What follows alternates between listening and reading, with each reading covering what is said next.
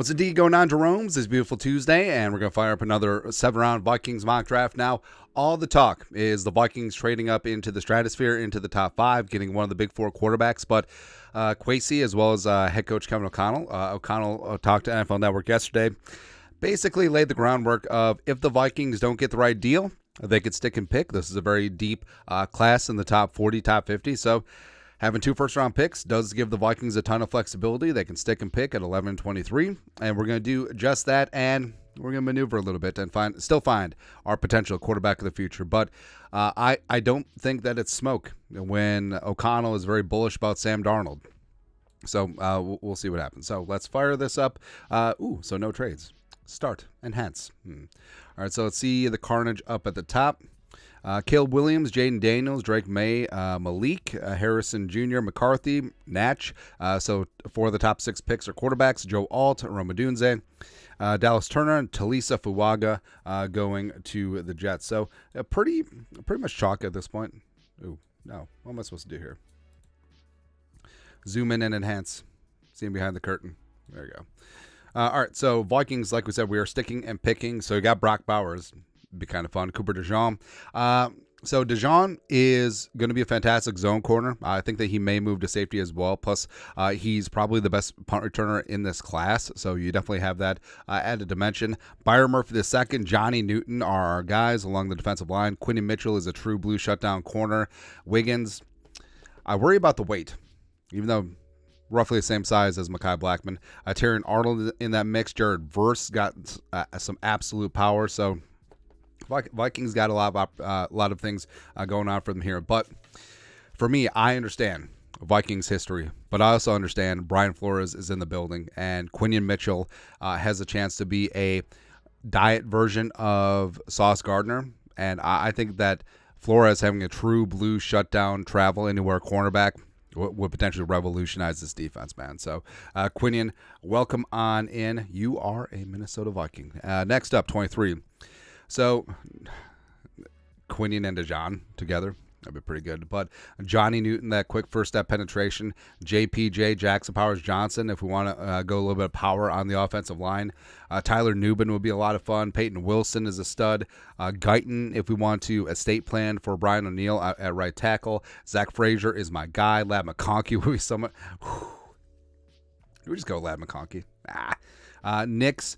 As well as Penix at 23 potentially could be in that mix, but like we said, we're gonna stick and pick, and we're gonna have some fun with this. So Johnny Newton, come on in.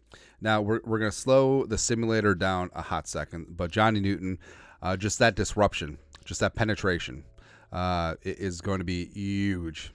And now I just wanna take it nice and slow. I'm probably gonna miss it. It happens. But, this is kind of fun in real time. Oh, Lad McConkey, definitely a Patriot. Oh, man. Lassiter, Newbin goes to the Packers. I hate that. It sucks. Penix Jr. goes second round to the Raiders. Pearsall goes. Keon Coleman to the Bengals. Oh, I mean, they'd probably trade Higgins in that spot. Bo Nix to the Browns. Jenkins, Devon Sanders, Bullard, Nealon, Kyrie, and pause. All right, so Panthers, let's do some business. We want 65, staying alive. All right, so the Vikings are in line for a future third-round comp pick. It's not projected to be 1, not 2, after the Shaq Griffin signing, but it is what it is. All right, so 65, top of the third round. We will give you a future third. We will give you 108, fourth. 157, a fifth, and just to seal the deal, we'll throw in a 7th. So actually, that doesn't move the needle much. So 50 or 47% chance. Come on, is that yeah? All right, so we're back on the board, and you know what we're doing. That's right. So Spencer Rattler. We've had thoughts about Spencer Rattler. I didn't like the way that he came across in that initial quarterback documentary, and I didn't really like the way that he handled losing his job to Caleb Williams at Oklahoma. All right, but the last 2 years with Shane Beamer in Carolina, I think that he's grown. I think he's matured. And Rattler, I mean, you can make a good case that Rattler has the most arm talent of any quarterback in this class. But there is some question about soft skills, playing in the framework of the offense, attitude is still there. But I think that getting him in the third round, I think that's good value. And this is there wouldn't be any pressure for him to actually. Maybe I should wait to 66, the dreaded Kellerman selection. But Rattler's ceiling is huge. His floor is also pretty low, but that's the gamble at this spot. And the Vikings, if Connell does believe in Sam Darnold, which I do, given the talent around him, Rattler they can bring along at a slow boil, right? So having Rattler work on his technique, work on his fundamentals, work on getting into an NFL offense, I think that Rattler has a chance to be fun, man. Just that's sort of what you want. Where I did like the Mormon Missile. And I still think that he could scale up and be a decent backup for a number of years. But Rattler and his tier 1 arm talent, like he has a chance to pull a Brett Favre on the field. All right, so Rattler in this spot. We're going South Carolina. Come on and raise up. All right, so now we can turn up the speed. So we got our potential quarterback of the future. And, we messed out on the tier 1. Ooh, pause. All right, so resume. Want to go fast. Is that all the faster is going to go? Baby, do it faster. Do it faster. Oh, it's just going to go slow now. Okay. That's fine. So now, the Vikings, we are tier 1 cornerback in Quinion Mitchell. We got Johnny Newton, quick penetration along the defensive line. We got a quarterback of the future in Spencer Rattler. This is going to take freaking forever. If only I could edit this, but I don't feel like it. Actually, if I pull off a trade, will this go faster? All right, so I will... all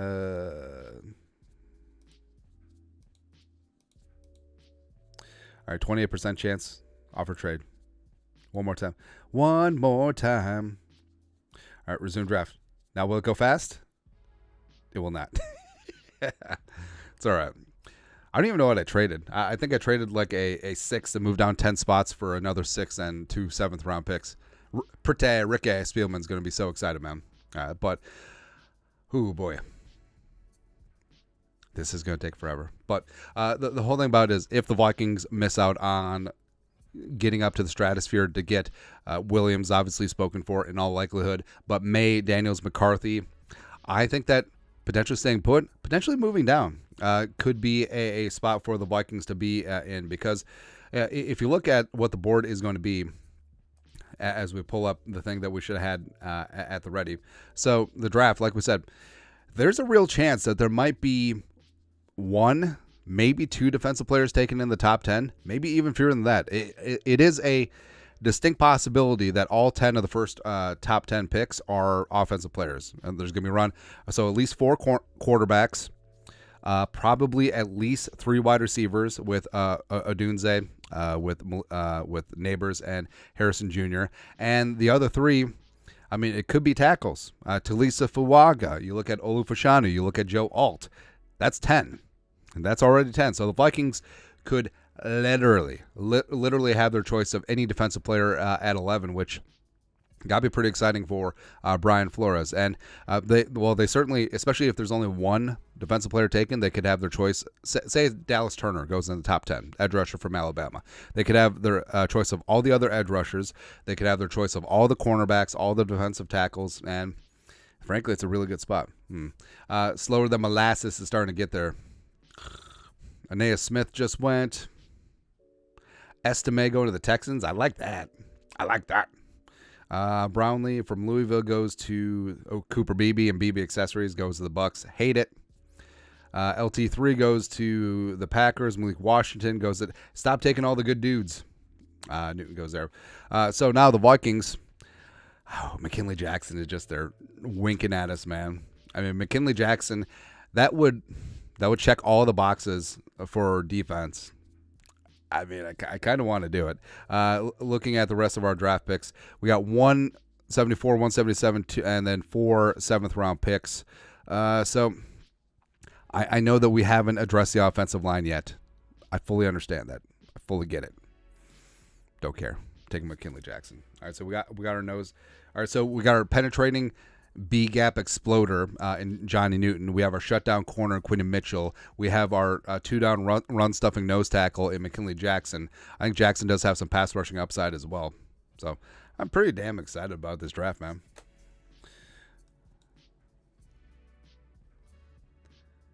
Now is this just going to go the same? Ooh, baby. Oh, I think we got it. Zoom in and enhance. It's not like turbo, but we'll take it. It's okay. There goes Drake Nugent. All right, so Vikings on the board again. Trevor Keegan is sitting there chilling. Ladarius Henderson, just Michigan. Jalen Sundell, tackle project from NDSU. Justin Rogers, I like. Cody Schrader, rushing champ, is in that mix. Solomon Byrd, if you want to go that direction. Jalen Green, I think, is super underrated. Anthony Gould is a smaller wide receiver I got a crush on. Hunter Newsrad from Penn State did some really good things at the Combine. I got a crush on you. All right, so we're going to go Trevor Keegan, helping shore up that offensive line. Not as heralded as Nugent, but sorry is what it is. Trip still is there? All right, so do we just double down on offensive line in this spot? I mean, we certainly could. Jalen Green is a stud, man. 10 bajillion sacks. Definitely a project, but has good bend, has good speed. So I kind of want Newsrad too. But it's a spot where we could be screwed and tattooed. We got 2 trade offers. Patriots, I want to come up. Take all of our 7ths. Take all of our 7ths. Just do it. Do it. Please. All right. So now we are going to wrap things up because Summer Rick Spielman is crying because we just gave away all of our 7th round picks. So now, taking Jalen Green, edge project from James Madison University, as well as we'll go with Newsrad in this spot. So shoring up things along the offensive line. Yes, didn't get a wide receiver. Yes, didn't get a running back, but we'll scour the UDFA wire. Maybe Isaiah Davis ends up going undrafted.